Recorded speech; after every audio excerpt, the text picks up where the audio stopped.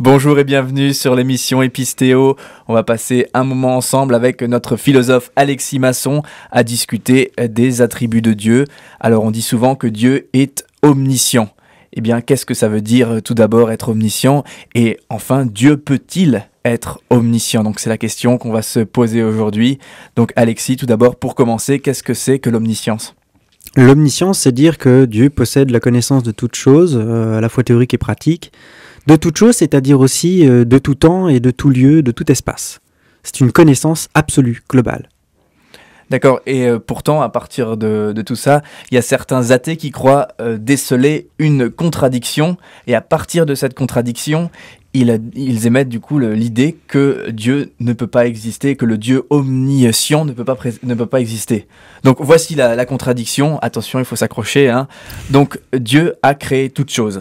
Voilà, ça c'est le point 1, puisqu'il est omniscient. D'accord. Dieu a créé les idées, forcément, puisqu'il a créé toutes choses. Or, il fallait qu'il ait l'idée de créer les choses, hein. Donc voilà. Donc, cette idée, il ne pouvait pas l'avoir créée, puisqu'elle devait préexister à toute la création. Et donc, on arrive à un problème. Il n'a pas créé l'idée de création, et donc, il n'est pas omniscient. Voilà tout un raisonnement assez complexe. Donc, où est-ce que tu vois là, une solution pour nous sortir de ce pétrin? D'ailleurs, cette contradiction qui pose des problèmes à de nombreux athées, qui sont plutôt avancés par de nombreux athées pour justement critiquer l'existence de Dieu et l'omniscience de Dieu. Donc, comment résoudre ce problème, Alexis? Oui, tout à fait. Donc le problème, comme tu l'as dit, consiste dans le fait qu'on suppose que l'on puisse créer des idées, et si on peut créer des idées, si Dieu a réellement créé toutes les idées, il a créé l'idée de création, et donc par conséquent, il n'a pas pu la créer, puisqu'il fallait avoir déjà l'idée de création pour créer, en fait. Eh bien, en fait, à mon avis, le plus gros problème se situe là, au niveau du fait que l'on pense que Dieu ait créé des idées. Or, ça ne marche pas comme ça. Les idées sont pas des choses que l'on crée.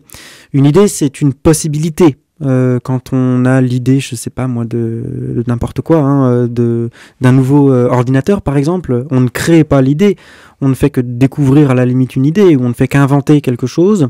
La chose qui est créée, c'est le matériel en lui-même. Si j'ai l'idée d'un nouvel ordinateur, je vais créer le matériel, mais l'idée en elle-même, je ne l'ai pas créée. Parce que créer, c'est quoi? C'est faire passer quelque chose de la simple possibilité, c'est-à-dire de la simple idée, à sa réalité, c'est-à-dire en tant que chose, en faire une chose. Or, une idée n'est pas une chose. Une idée reste une idée, c'est-à-dire une simple possibilité.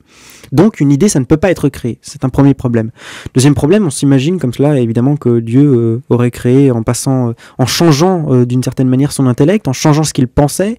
D'un coup, il aurait rien pensé, puis d'un coup, il se serait mis à penser quelque chose. Évidemment, Dieu est éternel, il est intemporel, donc sa pensée ne change pas. Donc, sur ces deux points de vue-là, à mon avis, il y a erreur. On ne crée pas des idées, d'une part, et d'autre part, la pensée de Dieu est éternelle. Et puis c'est vrai que la raison, d'un autre côté, nous amène parfois à des contradictions. Donc c'est des paradoxes logiques, hein, tout simplement.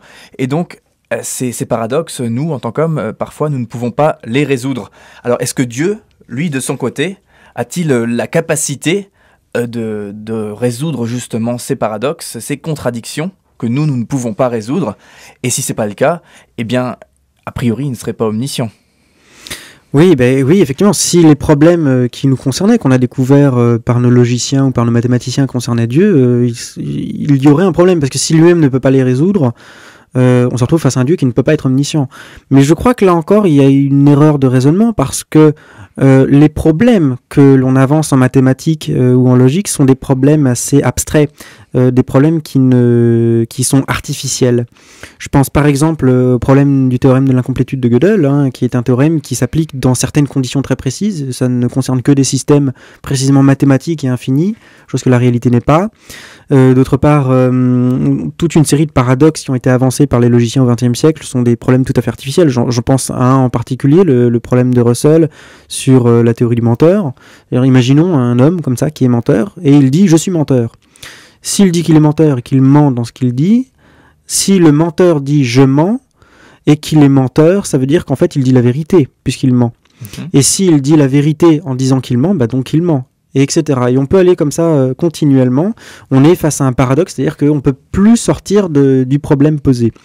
Mais ce problème-là, il est tout à fait artificiel. Si un menteur dit je mens, ça veut dire qu'il n'est pas menteur, tout simplement. L'énoncé en lui-même, en fait, porte en lui-même sa contradiction, porte en lui-même son paradoxe.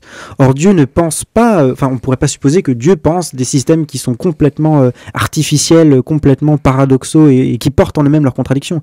Si Dieu pense de manière tout à fait logique et absolument intelligente, eh bien, c'est un problème que Dieu ne rencontre pas. C'est un problème qui se pose uniquement pour l'homme parce qu'il pose mal les problèmes, tout simplement.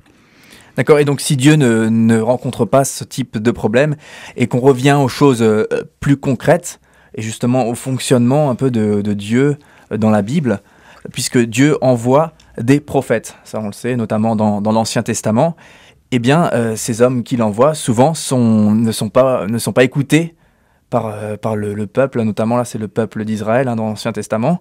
Eh bien pourquoi Dieu aurait envoyé des gens sachant qu'il savait pertinemment qu'il ne serait pas écouté par le peuple. Donc ça démontrerait là aussi que Dieu n'était pas omniscient et qu'il ne savait pas en fait le résultat de cette opération et qu'il aurait à ce moment-là quand même demandé à son prophète d'aller parler au peuple.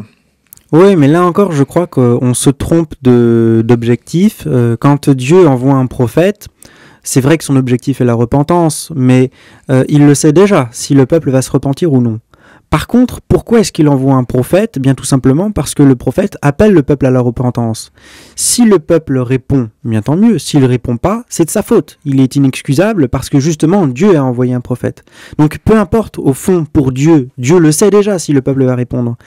Mais si le peuple ne répond pas et qu'il a envoyé le prophète, le peuple est inexcusable. En fait, c'est plus à ce niveau-là que se situe le point. C'est que Dieu, c'est un peu comme les parents finalement. Quand on a des enfants qui font beaucoup de bêtises, on les prévient une fois. On dit toujours il faut prévenir l'enfant une fois.